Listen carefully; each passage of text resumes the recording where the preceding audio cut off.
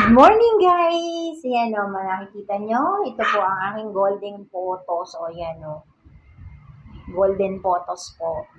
Ito guys, nasa loob lang yan ng bahay. Hindi ko nilalabas yan. O, tingnan nyo.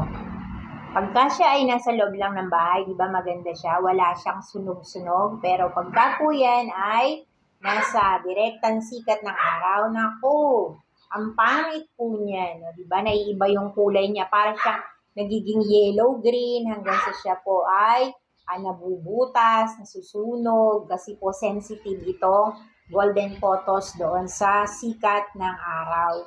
Ayaw niya ng direktang naiinitan. Pero pagka po siya ay nandiriyan sa loob ng bahay, ayan, di ba? Okay naman siya, wala siyang sunog-sunog. Ito po ang ating golden photos, nagsusupply ng oxygen sa loob ng bahay.